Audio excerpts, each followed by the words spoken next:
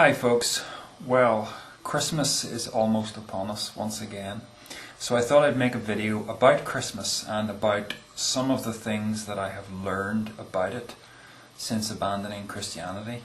Things that I probably should have known as a Christian. Maybe I should have taken the time to research these things, or maybe the church should have been a wee bit more forthright about these things. Anyway, obviously Christmas is not about Santa Claus, but is it even really about Jesus? Now, that might be a very strange thing to say if you're completely new to the sort of information that I'm about to share. Now, let me begin by talking a little bit about another deity, another god, who was called Sol Invictus, or just Sol for short. Invictus means unconquered, and the name of this god literally means the sun unconquered. Now, this was a god who was worshipped in Rome in the early part of the first millennium, and he was a god of one of many gods who was around when Roman Emperor Constantine converted to Christianity. The word Sol, of course, is where we get our word for our sun, which is Sol, and where we get the term solar, as in the solar system. And now, if we now take a look before Christianity came around at how pagan religions represented the cycles of the sun, it was through a solar cross. There it is, with the sun in the centre, and the cross is representative of the equinoxes and solstices, the solar cross. And we appear to see this cross used regularly up to this day by Christianity.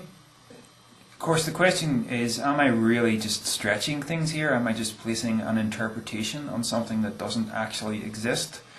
Well, the clincher for me is simply looking at the birth dates.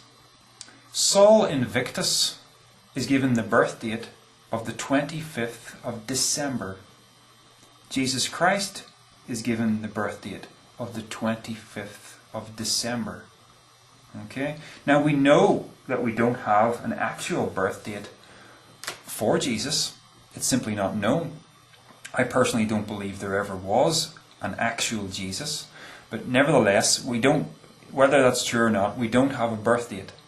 So it appears that the first records of this, I think, were in the 3rd or 4th century, where a pope declared that date to be the birth date of Jesus. Now, that can't have been a coincidence, So you have Sol Invictus with exactly the same birth date, and you can also look at other pre-Christian deities, sun gods, who again have the birth date of the 25th of December.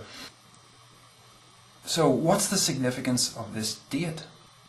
Well, the ancients believed this date to be the Winter Solstice. They were actually out by a couple of days, but nevertheless, this was the date that the ancients picked.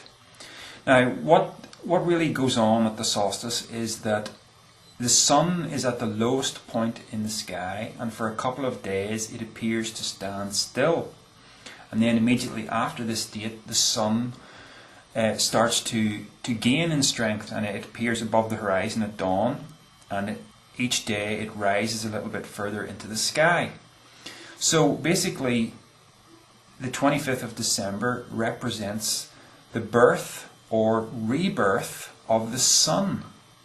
S-U-N, not S-O-N, right? That's the significance of the date, and it's something that ancient people were aware of, which is why you see this date cropping up again and again. So it is simply not a coincidence that this was chosen by the church as the birth date for Jesus. So two things are possible, in my mind at least. One is that the church picked this date as the birthday of Christ and represented him in this fashion so that it would be much easier to convert the pagan masses. In other words, what they were really saying was, you can keep all of your existing festivals, just change the names of your gods. Now that doesn't represent a very deep form of conversion to Christianity, does it? And yet this is the way they went about it, apparently.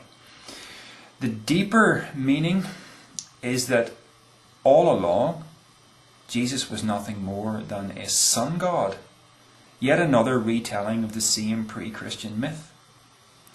I haven't fully made my mind up which is which, but I just thought I would share this information since Christmas is just around the corner, and just to remind you,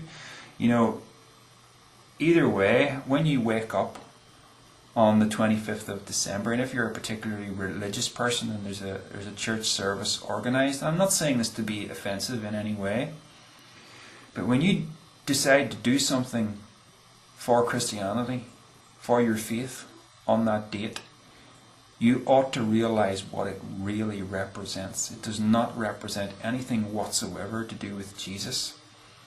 It is the rebirth of the sun. It is a pagan festival of sun worship. Now, Easter has a similar story to it.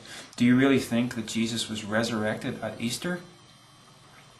Easter is the spring equinox, which is when the days start to get longer than the nights.